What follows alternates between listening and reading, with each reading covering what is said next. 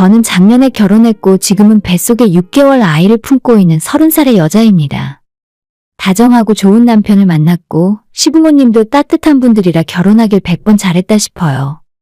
지금이야 남편도 저도 좋은 직장 다니면서 행복하게 잘 살고 있지만 제 어린 시절에는 절대 이렇게 살 수 있을 거라 생각하지 않았습니다.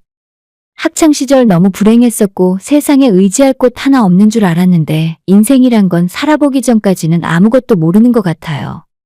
그때 저를 가장 힘들게 했고 안 그래도 벼랑 끝에 서 있는 것 같은 저에게 나락으로 떨어지는 기분을 느끼게 해줬던 사람들이 이제 와서 저보고 살려달라 도와달라 부탁하는 모습을 보니 마음이 여러모로 복잡합니다. 옛날 생각만 하면 전혀 도와주고 싶은 생각이 없고 사실 그 사람들이 어떻게 잘못되건 저랑 아무 상관없고 알 바가 아니에요. 무시하면 그만인데 그놈의 혈연이라는 것이 뭔지 잊으려 해도 자꾸 생각나서 저를 괴롭힙니다. 저희 부모님은 제가 중학교 다닐 때 이혼하셨어요. 이혼의 원인은 정확하게 말로 하기 어렵지만 엄마가 문제였습니다. 아빠는 그 당시에 매주 전국을 출장 다니며 일을 하셨기 때문에 주말에 겨우 하루 정도 집에 돌아오실 뿐이었고 엄마는 전업주부를 하셨어요. 아빠는 건설기술자였고 본인 장비를 직접 끌고 일감이 있는 곳은 어디든 가셨습니다. 정확하게 아빠의 수입이 얼마인지는 잘 모르지만 그래도 또래 친구들에 비해서 우리 가족의 형편을 생각하면 절대 적지 않았던 것 같아요. 넓은 아파트에 살았고 엄마가 일을 하지 않아도 돈에 쪼들린 적이 없었습니다. 저한테는 3살 터울의 오빠가 하나 있는데 오빠와 저는 어렸을 때부터 학원을 여러 곳 다녔었고 항상 브랜드 옷을 입고 살았던 기억이 있어요. 아빠는 거의 집에 안 계시는 대신 주말에 하루 돌아오면 피곤하다고 누워만 계셨죠.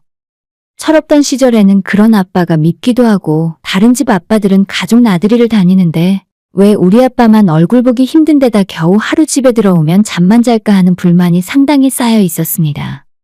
하지만 제가 어른이 되고 직장 생활을 해보니까 그때의 아빠가 얼마나 고단하고 피곤했을까 하는 생각이 드네요.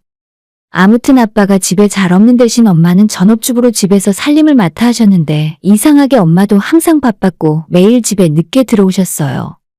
사고 싶은 옷이나 신발 용돈은 항상 풍족했지만 저와 오빠는 초등학교 다닐 때부터 저녁 늦게까지 학원을 여러 곳 다녀야 했습니다.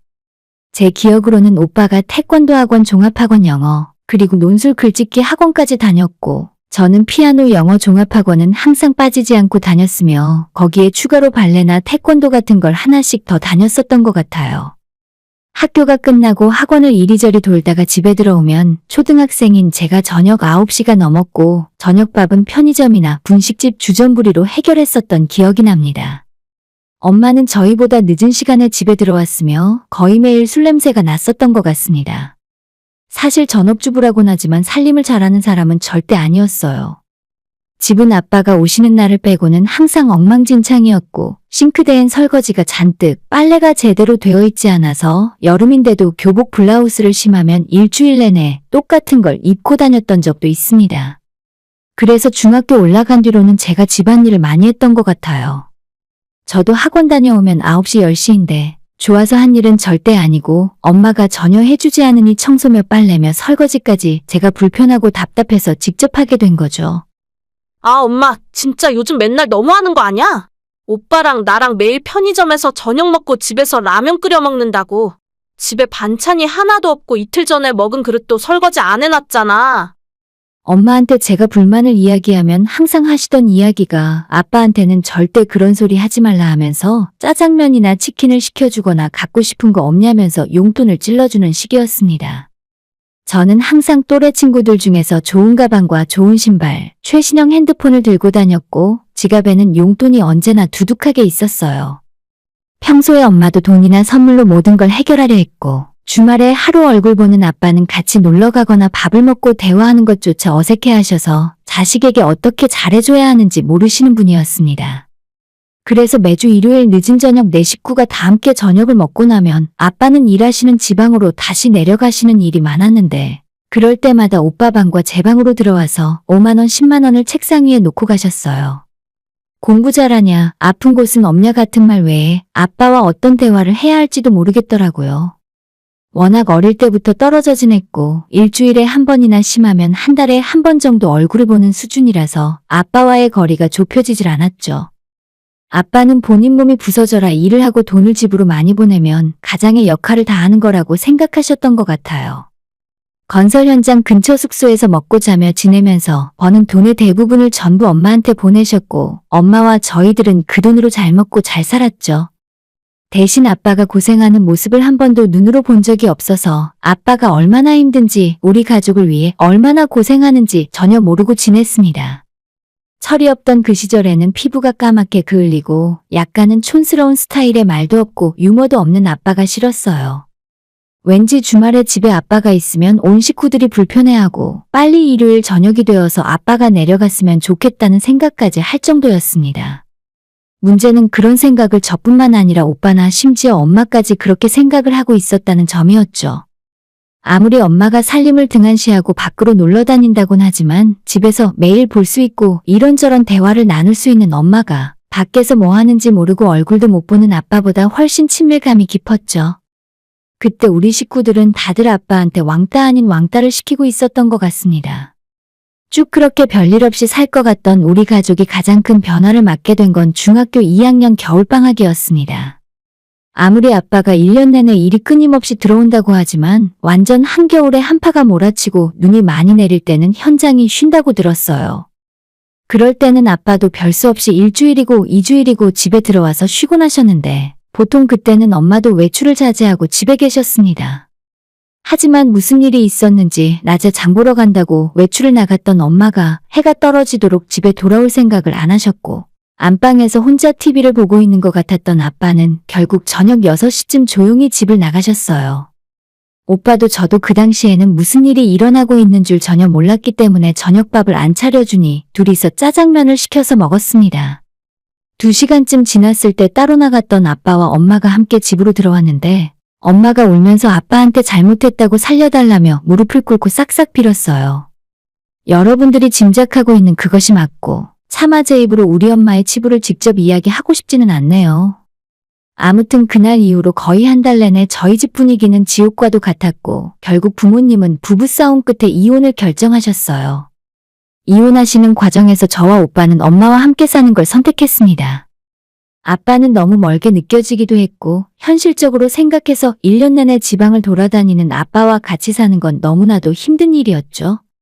당시에 살고 있던 집은 아빠의 명의였고 아빠는 엄마에게 둘째인 제가 대학 들어갈 때까지 그 집에서 살아도 된다고 하셨어요. 그리고 지금까지처럼 생활비를 전부 보조해 줄 수는 없고 오빠와 제 학원비 외에 최소한의 생활비만 주겠다고 하셨죠. 정말 큰 잘못을 했던 엄마는 모든 조건을 그대로 받아들일 수밖에 없었고 우리 세 식구의 생활은 하루아침에 바뀌게 되었습니다. 학원비는 아빠가 엄마를 거치지 않고 바로 계좌이체를 해주셨어요. 덕분에 공부를 계속하는 것에는 문제가 없었지만 더 이상 집에서는 넉넉한 형편이 아니었고 새 운동 하나, 새 휴대폰, 두둑한 용돈도 없었죠. 엄마한테는 정말 공과금만 겨우 낼 정도의 생활비만 아빠가 보내줬기 때문에 이혼하고 바로 다음 달부터 엄마는 밖에 나가 일을 시작해야 했습니다. 일주일에 6일 동안 일을 하면서도 아빠가 보내주던 생활비의 4분의 1도 엄마는 벌어오지 못했어요. 용돈도 없고 너무 힘들 때는 아빠한테 연락해서 돈을 보내달라 하고 싶었지만 왠지 아빠와는 거리감이 너무 크게 들었고 이혼할 때 엄마와 함께 사는 걸 선택해서 그런지 먼저 연락하는 것이 힘들었습니다. 몇 년이 지나 제가 고등학교에 들어갔고 오빠는 집 근처의 대학으로 진학했습니다. 아빠가 오빠의 대학교 학비까지 지원을 해줬지만 여전히 엄마한테 생활비는 거의 보내주시지 않으셨죠. 그 무렵에 엄마는 마트나 식당에서 일을 하는 걸로는 생활이 힘들다고 판단을 했는지 공장 2교대 근무를 시작하셨고 집에서 술을 마시거나 화를 내고 욕을 하는 등 히스테리를 부리는 경우가 많아졌습니다.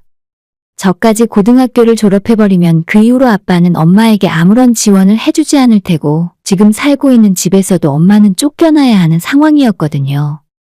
이혼한 뒤에도 엄마가 몇 번이나 아빠한테 연락해서 잘못했다고 빌고 다시 한번 기회를 달라고 했었지만 아빠의 마음이 바뀌진 않았습니다. 엄마의 스트레스는 제가 고등학교 3학년이 되고 이제 1년 후면 집에서 나가야 할 때 절정에 달했어요.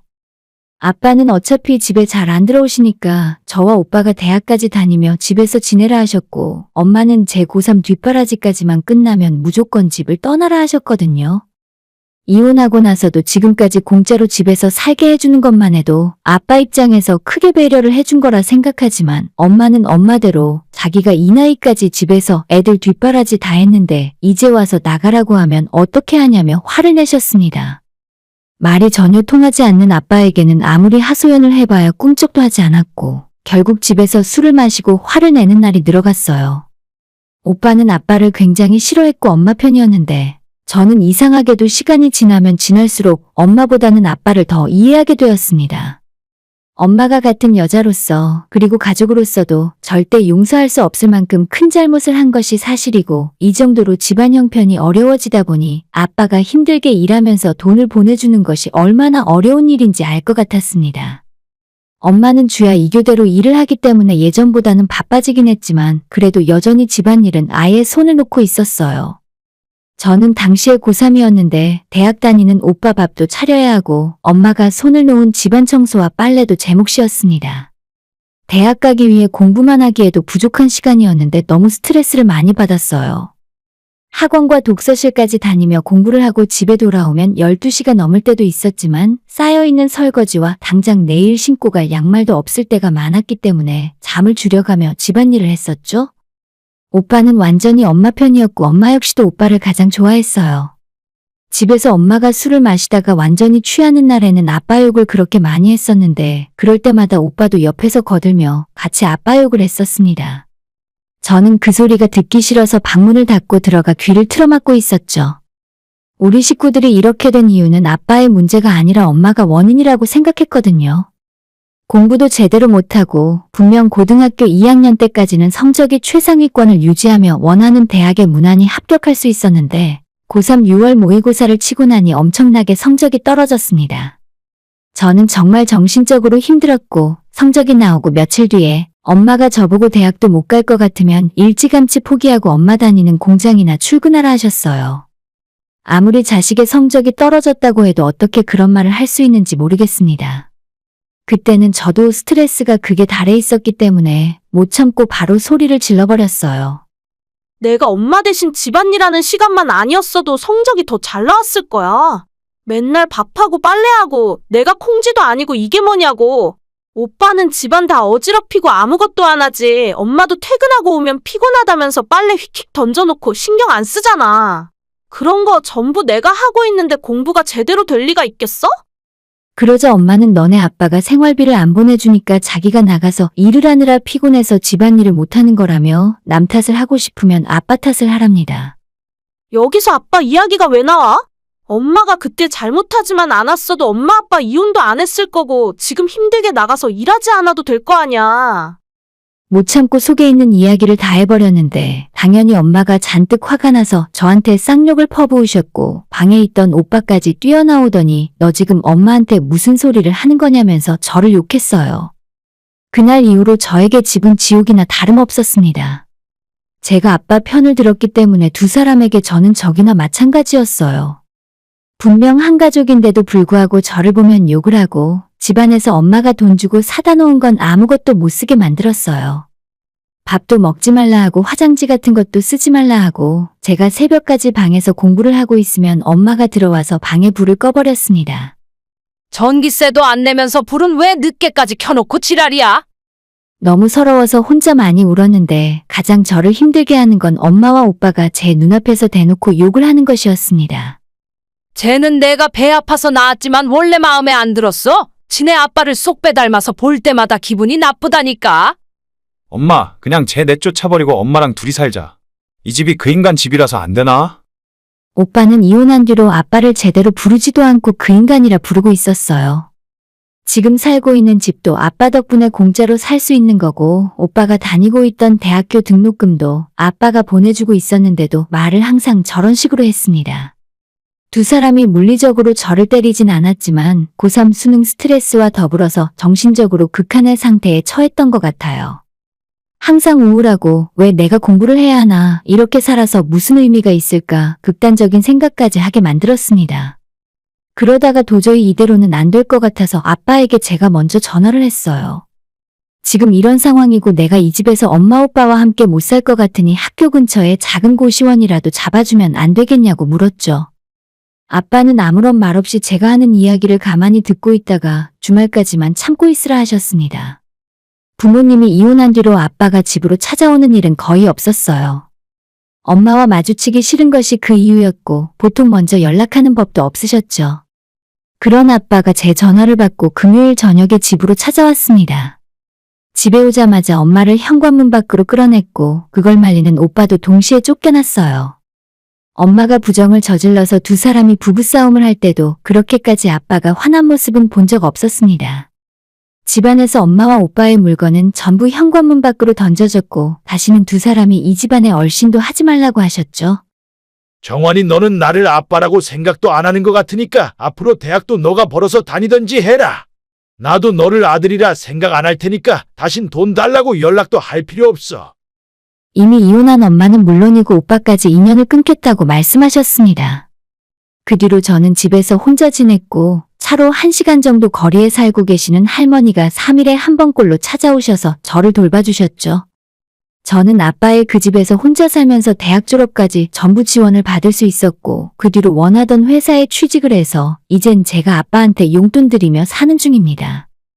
여전히 아빠와 둘이 있을 때는 많은 말을 하는 건 아니에요. 그래도 무뚝뚝한 아빠가 저를 만나면 말씀을 많이 하시려고 노력하십니다. 제가 작년에 시집갈 때도 엄마와 오빠는 부르지 않았고 아빠 손을 잡고 들어갔습니다. 시집가는 날에 아빠가 우는 모습을 처음 봤어요. 이래저래 우여곡절도 많았고 힘든 순간도 많았지만 어쨌든 잘 버텨냈고 좋은 사람 만나서 가정을 이루고 잘 사는 중입니다.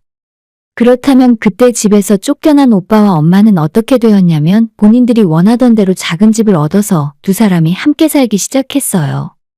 아빠가 생활비나 오빠의 대학 학비 지원까지 끊어버렸으니 당장 두 사람은 먹고 살 길이 막막했겠죠. 월세도 내야 하고 생활비도 필요하니까 오빠도 다니던 대학을 휴학하고 엄마가 다니는 공장에서 일을 하기 시작했습니다. 그런데 저희 오빠는 신체적으로 조금 문제가 있어서 군대도 면제를 받았어요. 힘든 일을 하거나 밤낮이 계속 바뀌는 이교대 공장일이 절대 쉬울 리가 없었습니다. 결국 하던 일도 오래가지 못했고 경제적으로 어려운 상황이 되다 보니 엄마와 오빠도 한 집에 살면서 싸우기 시작했고 사이가 멀어졌다고 전해 들었어요. 지금은 두 사람이 완전 따로 지내면서 서로 평소에 연락도 하지 않는답니다. 제가 결혼식에도 부르지 않을 만큼 엄마와 오빠를 멀리하고 사는 중인데 어떻게 소식을 다 듣게 되었냐면 최근 엄마에게 연락을 한 통 받았어요. 잘 지내고 있니? 너 결혼할 때 가고 싶었는데 다른 게 아니라 혹시 1,000,000원만 빌려줄 수 있어? 엄마가 최근에 하는 일이 잘못됐는데 다음 달까지 못 막으면 길바닥에 나앉게 생겼어. 1,000,000원만 빌려주면 조금씩 갚을 테니까 예정을 생각해서라도 제발 좀 빌려줘. 이야기를 대충 들어보니 엄마가 무슨 투자 사기를 당한 것 같더라고요.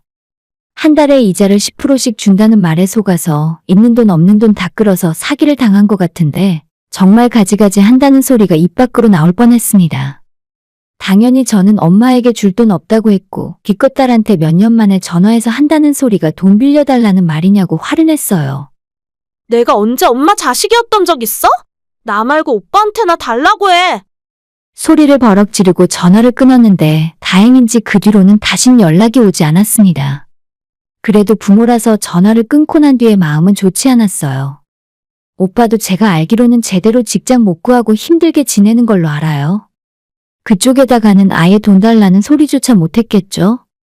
제가 결혼을 해서 가정을 이루고 아이까지 생기다 보니 이제는 더욱 엄마를 이해할 수가 없습니다. 아무리 술이 좋고 노는 것이 좋아도 내가 이룬 가정보다 소중한 것이 없잖아요. 사랑하는 남편이 있고 이제 아이까지 태어나면 새 가족의 행복을 지키는 것이 무엇보다 중요한 일인데 어떻게 한순간에 집안을 풍비박산으로 만들어 놓고 본인 탓이 아닌 아빠를 원망하며 살 수가 있는지 모르겠습니다. 아빠와는 일주일에 한 번 이상 꼭 전화를 하고 있는데 제가 아이가 생긴 뒤로는 매일 저녁 연락하시는 것 같아요. 지금 다시 생각해봐도 그 당시에 아빠가 얼마나 힘들고 외로웠을까 싶어요. 본인 죄를 반성할 줄도 모르는 인간은 무시하고 이제는 우리 세 식구와 시부모님 그리고 아직까지 열심히 일하고 계시는 우리 아빠만 챙기면서 살 겁니다. 엄마와는 다르게 저는 아빠를 닮아서 그런지 우리 식구가 최우선이거든요. 오늘의 사연은 여기까지입니다. 구독과 좋아요, 알람 설정 부탁드려요. 다들 행복하시고 좋은 하루 되세요.